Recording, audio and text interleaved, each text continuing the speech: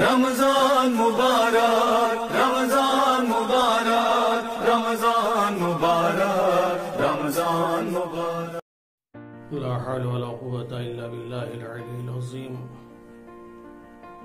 أعوذ بالله من الشيطان اللعين الرجيم. بسم الله الرحمن الرحيم. الحمد لأهله والصلاة على أهلها أما بعد. خداوند عالم کی عطا کردہ بے شمار نعمتوں میں ایک نعمت جو سب سے عظیم نعمت ہے وہ ہے جوانی.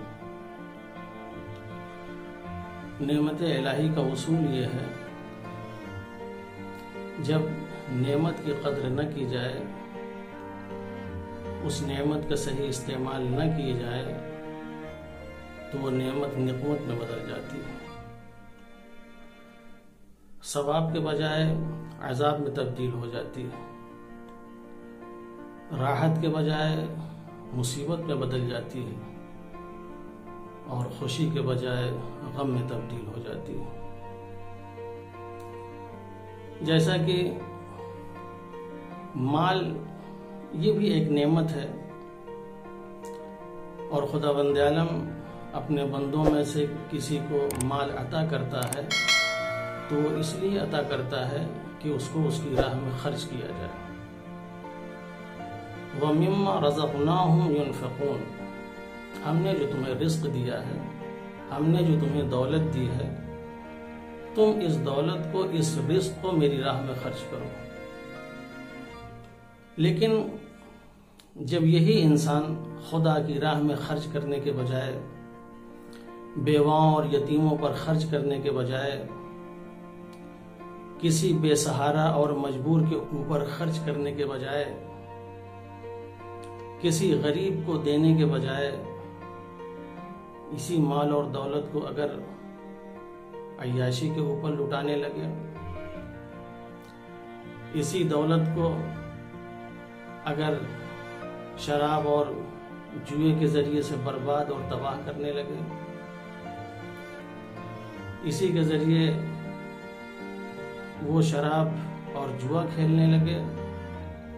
تو خداوند عالم اس مال کو، اس دولت کو اس کے لیے عذاب بنا دیتا ہے.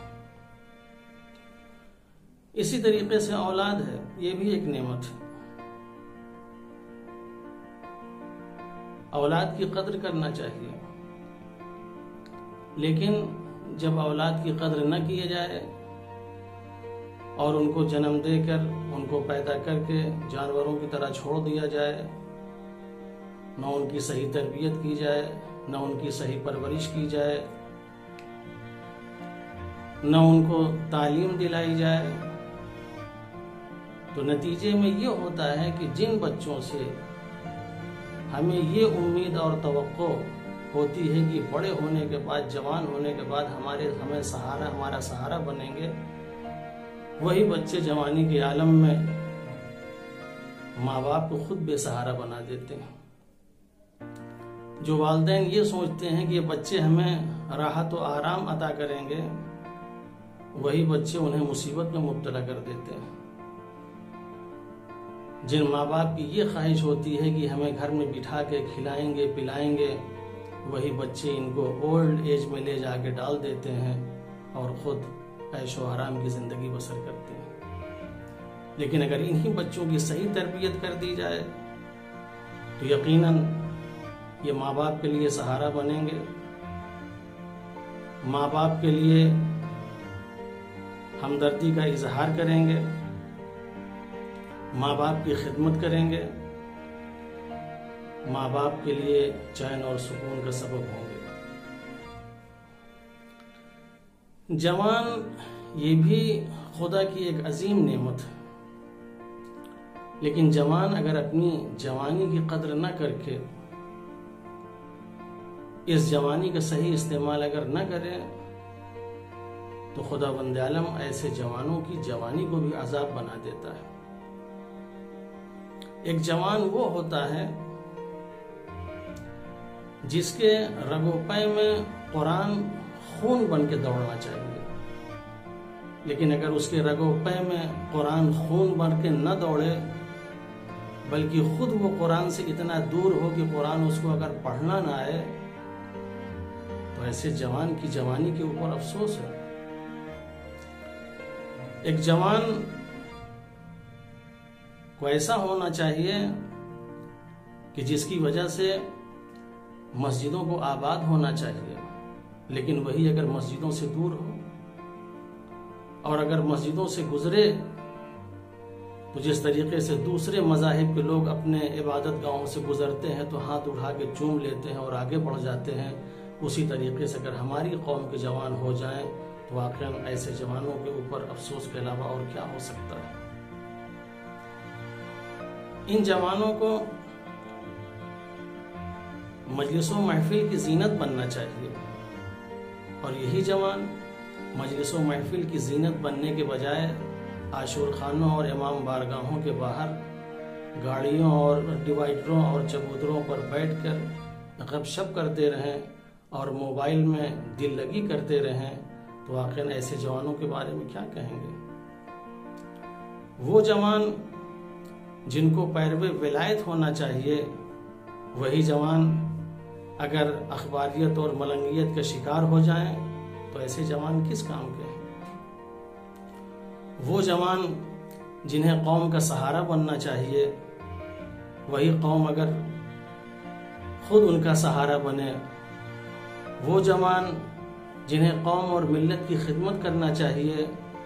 قوم اور ملت کو خود ہی اگر ان کی خدمت کرنا پڑ جائے تو واقعا ایسی جوانی کسی کام کی نہیں ہے۔ لہٰذا جوانوں کو اپنی جوانی کا خیال کرنا چاہیے اور اپنی جوانی کی قدر کرنا چاہیے۔ ہمارا وجود قرآنی وجود ہونا چاہیے، ہمارا وجود دینی وجود ہونا چاہیے۔ ہم قوم کی اصلاح کریں، ہم سماج کی اصلاح کریں، ہم سماج اور معاشرے کو آگے بڑھانے کی کوشش کریں۔ اگر ایسی جوانی انسان کی ہے تو اس جوانی سے خدا بھی خوش ہوتا ہے، اس جوانی سے معصوم بھی خوش ہوتے ہیں، اور خدا تو یہاں تک خوش ہوتا ہے اور فخر کرتا ہے کہ جب ایک جوان خداوند عالم کی عبادت و اطاعت کے لیے کھڑا ہوتا ہے تو خداوند عالم فرشتوں کے درمیان فخر کے ساتھ کہتا ہے، اے فرشتے دیکھو میرے اس جوان کو، یہ جوان میرے لیے اپنے نفس کے اوپر کنٹرول کر کے کس طریقے سے میری عبادت کر رہا ہے۔ اور ایک جوان جب قرآن مجید کی تلاوت کرتا ہے تو اس کے لیے امام جعفر صادق علیہ السلام فرماتے ہیں کہ جب ایک جوان مسلم قرآن مجید کی تلاوت کرتا ہے تو قرآن مجید اس کے گوشت پوست خون میں اس طریقے سے سرایت کر جاتا ہے کہ خداوند عالم اس جوان کے اوپر فخر کرتا ہے، اور خداوند عالم اس کو